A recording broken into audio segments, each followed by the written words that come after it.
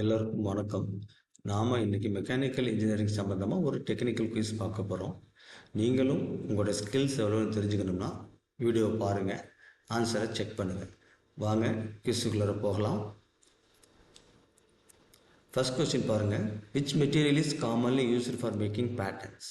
தமிழில் வேணும் அப்படின்னா பேட்டர்ன் தயாரிப்பதற்கு காமனாக யூஸ் பண்ணக்கூடிய மெட்டீரியல் எது? கொஸ்டின் புரிஞ்சுக்கிட்டீங்களா? ஆன்சர் கண்டுபிடிச்சாச்சா? Check your answer. The answer is wood.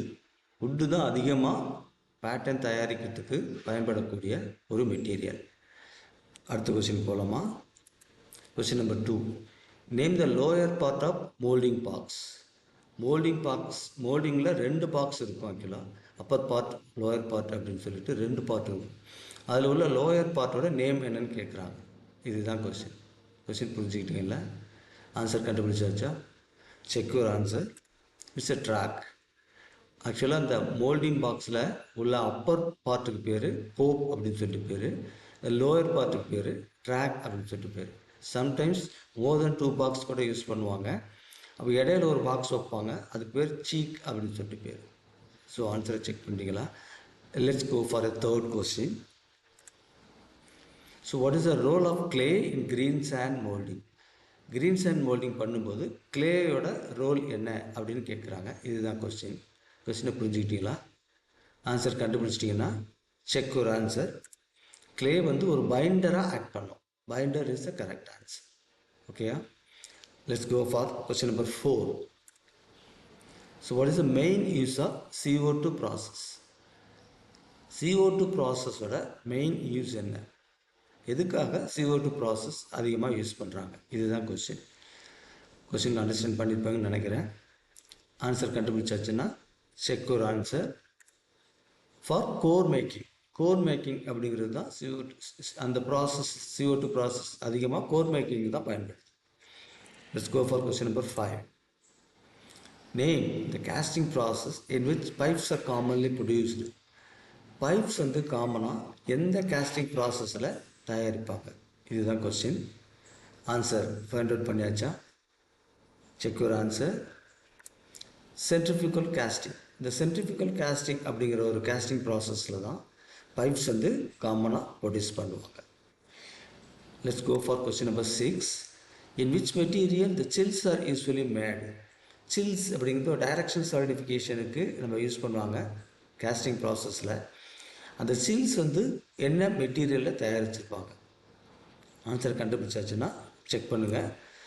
Metal. யூஸ்வலாகவே சில்ஸ் எல்லாமே மெட்டலில் தான் பண்ணுவாங்க. Let's go for question number 7. Cupola furnace is mainly used for melting of dash metal. Cupola furnace நம்ம தெரியும். எந்த மெட்டலை மெல்ட் பண்ணுறதுக்கு அந்த ஃபர்னஸை நம்ம யூஸ் பண்ணுறோம்? ஆன்சர் கண்டுபிடிச்சுன்னா செக் பண்ணுங்கள். கேஸ்ட் அயனை மெல்ட் பண்ணுறதுக்கு தான் குப்போலோ ஃபர்னஸ் யூஸ் பண்ணுவாங்க. Let's go for question number 8. Optical pyrometer measures dash. Optical pyrometer எதை மெஷர் பண்ணுறதுக்கு பயன்படுது? ஆன்சர் செக் பண்ணலாமா? It's temperature without contact. யூஸ்வலாக ஃபர்னாஸில் உள்ள டெம்பரேச்சரை ஃபர்னாஸை டச் பண்ணாமலே கண்டுபிடிக்கிறதுக்கு உண்டான ஒரு டிவைஸ் தான் ஆப்டிக்கல் பைரோமீட்டர் அப்படிங்கிற டிவைஸ். ஆன்சரை செக் பண்ணியாச்சுன்னா கொஸ்டின் நம்பர் 9 போகலாம். Dumpling is a process used for dash. So dumpling அப்படிங்கிற ஒரு ப்ராசஸ், இது கேஸ்டிங்கை க்ளீன் பண்ணுறதுக்கு உண்டான ப்ராசஸ் இது. ஸோ இது எக்ஸாக்டாக என்ன பண்ணுது அப்படின்னு பார்த்தோம்னா ஆன்சரை செக் பண்ணுவோம். Remove sand and burrs. Casting பண்ணி முடித்த பிறகு அந்த கேஸ்டிங்கை மோல்டை விட்டு வெளியில் எடுத்துட்டோம் அப்படின்னா அதில் நிறைய சாண்ட் இருக்கும், பர்ஸ் எல்லாம் இருக்கும். ஸோ அதை ரிமூவ் பண்ணுறதுக்கு தான் இந்த டம்ப்ளிங் ப்ராசஸோட வேலை. ஆன்சரை செக் பண்ணிப்பீங்கன்னு நினைக்கிறேன். Let's go for question number 10. So what is the main cause for blow holes? Blow ஹோல்ஸுக்கு ஒரு டிஃபெக்ட் இருக்குது. கேஸ்டிங்கோட டிஃபெக்ட் இது ஆக்சுவலாக. ஸோ இந்த டிஃபெக்ட் ஏற்படுவதற்கான முதன்மையான காரணம் இதுதான் கொஸ்டின் அண்டர்ஸ்டாண்ட் பண்ணியிருப்பீங்கன்னு நினைக்கிறேன். ஆன்சரை செக் பண்ணலாமா? Gas entrapment. ஆக்சுவலாக நம்ம கேஸ்டிங் பண்ணும்போது அந்த மோல்டன் மெட்டலை மோல்டில் ஊற்றும் போது கேஸஸ் நிறைய டெவலப் ஆகும். அந்த கேஸஸை நம்ம மோல்டுலேருந்து வெளியேற்றுறதுக்காக தான் நிறைய வெண்ட் ஹோல்ஸ் யூஸ் பண்ணுவோம். பட் அதையும் தாண்டி கேஸஸ் ஏதாவது உள்ளுக்குள்ளே லாக் ஆச்சுன்னா மெட்டல் சாலிடிஃபை ஆன பிறகு அந்த கேஸஸ் எல்லாம் பர்ஸ்ட் ஆகிடும். அந்த பர்ஸ்ட் ஆன இடத்துல கேப் கிரியேட் ஆகும், அதுதான் வந்து ப்ளோ ஹோல்ஸ். ஆன்சரை செக் பண்ணியிருப்பீங்கன்னு நினைக்கிறேன். அந்த answer is gas entrapment. Let's go for question number 11. So arc welding is a process in which heat is produced by dash. So arc welding ப்ராசஸில் ஹீட்டு எப்படி produce ஆகுது, இதுதான் கொஸ்டின் அண்டர்ஸ்டாண்ட் பண்ணிப்பீங்கன்னு நினைக்கிறேன். ஆன்சர் செக் பண்ணலாமா? By electric arc. Electric arc மூலமாக தான் அந்த எலக்ட்ரிக் ஆர்க்கை எலக்ட்ரோடில் மெட்டலில் நம்ம வந்து ஸ்ட்ரைக் பண்ணும்போது அந்த எலக்ட்ரிக் ஆர்க் வந்து ஜென்ரேட் ஆகும். ஸோ அந்த ஆர்க்கில் உள்ள ஹீட்டு தான் மெட்டலை உருகி வெல்டிங் ஏற்படுத்துது. So answer is electric arc. Let's go for question number 12. MIG welding uses dash electrode. இதுதான் கொஸ்டின். மிக் வெல்டிங்கில் என்ன மாதிரியான எலக்ட்ரோட் நம்ம யூஸ் பண்ணுறோம், இதுதான் கொஸ்டின் புரிஞ்சிச்சிங்களா? ஆன்சர் நீங்கள் கண்டுபிடிச்சிட்டிங்கன்னா செக் பண்ணுங்கள். Consumable electrode. யூஸ்வலாக டிக் வெல்டிங்கில் non consumable tungsten electrode use பண்ணுவோம். பட் மிக்கில் வந்து கன்சூமபிள் மெட்டல் எலக்ட்ரோட் தான் யூஸ் பண்ணுவோம். ஸோ ஆன்சர் செக் பண்ணுங்கள். Let's go for question number 13. Submerged arc welding protects the weld using dash. இந்த submerged arc welding நீங்கள் பார்த்துருப்பீங்க. ஒரு பிளாங்கெட் ஆஃப் பவுடரை வெல்டு ஏரியாவை கவர் பண்ணி வச்சுருப்பாங்க. அப்படின்னா வெல்டு பண்ணுற அந்த ஏரியா நமக்கு வந்து வெளியிலேருந்து பார்க்க முடியாது. ஸோ ஒரு பவுடர் மூலமாக அதை வந்து கவர் பண்ணி வச்சுருப்பாங்க. அதுக்கு என்ன பேர் அப்படின்னு தான் கேட்குறாங்க. ஆன்சர் கண்டுபிடிச்சிங்கன்னா செக் பண்ணுங்கள். It's a flux. So submerged welding பண்ணும்போது அந்த வெல்டிங் ஏரியாவை ஃப்ளக்ஸ் பவுடர் வச்சு கவர் பண்ணியிருப்பாங்க. அதுதான் answer. Let's go for question number 14. Carburizing flame has dash. So நமக்கு தெரியும் there are 3 types of flame. ஒன்று வந்து neutral, second one is oxidising, and third is carburising flame. இப்போ இந்த கார்பரைசிங் ஃப்ளேமில் எது அதிகமாக இருக்கும், இதுதான் கொஸ்டின். ஆன்சரை செக் பண்ணலாமா?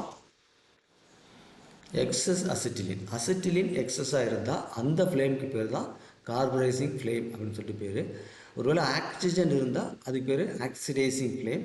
ரெண்டுமே ஈக்குவலாக இருந்தால் அது நியூட்ரல் ஃப்ளேம். ஸோ தெரிஞ்சிருக்குன்னு நினைக்கிறேன் உங்களுக்கு. Let's go for question number 15. Seam welding produces dash welding. So இந்த சீம் வெல்டிங்கிறது ஒரு ரெசிஸ்டன்ஸ் வெல்டிங். ஸோ இந்த சீம் வெல்டிங் என்ன மாதிரியான வெல்டை வந்து ப்ரொடியூஸ் பண்ணுது, இதுதான் கொஸ்டின். ஆன்சர் கண்டுபிடிச்சிருப்பீங்கன்னா செக் பண்ணுங்கள். Continuous welding. ரெசிஸ்டன்ஸ் வெல்டிங்லே வெல்டிங்கை வந்து கண்டினியூஸாக பண்ணணும் அப்படின்னா அதுக்கு வந்து சீம் வெல்டிங் தான் நம்ம ப்ரிஃபர் பண்ணணும். That is the answer. Let's go for question number 16. Solder is an alloy of dash and dash. Solder நமக்கு தெரியும், சால்டரிங் ஒரு ப்ராசஸ் பண்ணுவோம். சின்ன சின்ன ஒயர் அப்படிலாம் அதெல்லாம் நம்ம வந்து வெல்டு பண்ணுறதுக்கு சால்டர் தான் யூஸ் பண்ணுவோம். சால்டரிங் அயான் யூஸ் பண்ணி ஹீட் பண்ணி வெல்டு பண்ணுவோம். ஸோ இந்த சால்டர் அப்படிங்கிறது எதனால் ஆனது, என்னென்ன அலாய் அதில் கலந்துருக்கு அப்படின்னா ஆன்சரை செக் பண்ணுங்கள். It's tin and lead. டின்னும் லெட்டும் கலந்த அந்த கலவைக்கு பேர் தான் சால்டர் அப்படின்னு சொல்லிட்டு பேர். ஸோ ஆன்சரை செக் பண்ணிட்டீங்கன்னா let's go for question number 17. Thermit welding is commonly used for. Thermit welding சொல்லிட்டு ஒரு வெல்டிங் ப்ராசஸ் இருக்குது. ஸோ இந்த வெல்டிங் ப்ராசஸ் காமனாக எங்கே யூஸ் பண்ணுவாங்க, ஆன்சரை கண்டுபிடிச்சிப்பீங்கன்னு நினைக்கிறேன். ஒரு இம்பார்ட்டன்ட் கொஸ்டின்.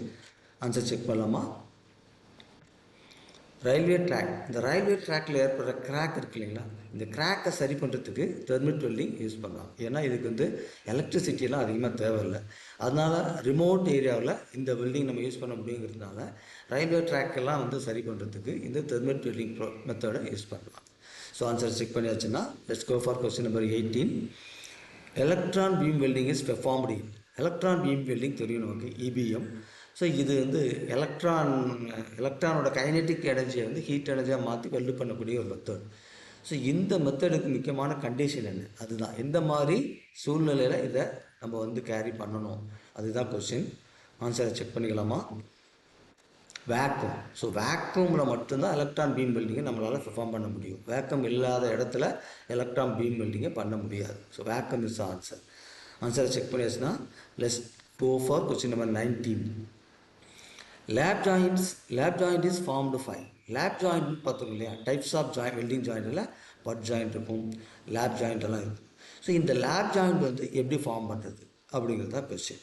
ஆன்சர் கண்டுபிடிச்சிங்கன்னா செக் பண்ணுங்கள். Overlapping plates. ஒரு பிளேட்டுக்கு மேலே இன்னொரு பிளேட்டை வச்சு ஆஃப்செட் பண்ணி ரெண்டு பக்கமும் உள்ள அந்த எட்ஜில் வெல்டு பண்ணுற மெத்தட் தான் லேப் ஜாயிண்ட் அப்படின்னு சொல்லிட்டு பேர். ஆன்சரை செக் பண்ணிட்டீங்கன்னா let's go for question number 20 and this is the last question. So இந்த வீடியோவில் இதுதான் last question. Dye penetrant testing is used to detect dash. So நம்ம வெல்டிங்கை வந்து செக் பண்ண போகிறோம். வெல்டிங் வந்து சவுண்ட் ஆகிருக்கா அப்படின்னு செக் பண்ணுறதுக்கு நிறைய டெஸ்ட் இருக்குது. அதில் ஒன் ஆஃப் த டெஸ்ட் தான் டை பெனட்ரன்ட் டெஸ்ட். ஸோ இந்த டெஸ்ட்டு எதை டிடெக்ட் பண்ணுறதுக்கு யூஸ் பண்ணுறோம் அதுதான் கொஸ்டினை அண்டர்ஸ்டாண்ட் பண்ணிட்டீங்கன்னா check for answer. Surface surface மேலே இருக்கிற கிராக் இருக்கான்னு செக் பண்ணுறது தான் இந்த டை பெனட்ரன்ட் டெஸ்ட்டோட வேலை. ஸோ எல்லா கொஸ்டினும் அண்டர்ஸ்டாண்ட் பண்ணியிருப்பீங்கன்னு நினைக்கிறேன். ஆன்சரையும் செக் பண்ணியிருப்பீங்க. ஸோ இந்த வீடியோ உங்களுக்கு பிடிச்சிருந்ததுன்னா கண்டிப்பாக நீங்கள் லைக் பண்ணுங்கள், ஷேர் பண்ணுங்கள். போர்டு ஃபைனல் எக்ஸாம் எழுதுகிறவங்க, காம்படிட்டிவ் எக்ஸாம் எழுதுகிறவங்க அவங்களுக்கெல்லாம் இந்த வீடியோ கண்டிப்பாக யூஸ்ஃபுல்லாக இருக்குன்னு நான் நம்புகிறேன். ஸோ இது வந்து ஒரு சின்ன ஏரியாவில் தான் எடுத்துருக்கோம் மெக்கானிக்கல் இன்ஜினியரிங்கில். நீங்கள் வந்து இந்த வீடியோவை பார்த்துட்டு கமெண்ட் செக்ஷனில் போய்ட்டு நீங்கள் உங்களோட கமெண்ட்டை கண்டிப்பாக ரெஜிஸ்டர் பண்ணுங்கள். நீங்கள் வீடியோ சப்ஸ்கிரைப் பண்ணாட்ட கூட பரவாயில்ல, கமெண்ட் செக்ஷனில் நீங்கள் என்ன மாதிரி கமெண்ட்ஸ் போடுறீங்களோ அதுக்கு தகுந்த மாதிரி நான் கண்டென்ட் நான் கொடுக்கறதுக்கு தயாராக இருக்கேன். ஸோ அதனால் அடுத்தடுத்த வீடியோவும் உங்களுக்கு நிறைய இது போல் கொஸ்டின்ஸ் வரும். பார்த்து என்ஜாய் பண்ணுங்கள், ஷேர் பண்ணுங்கள். மறக்காமல் கமெண்ட் செக்ஷனில் போய் கமெண்ட் பண்ணுங்கள். தேங்க்யூ.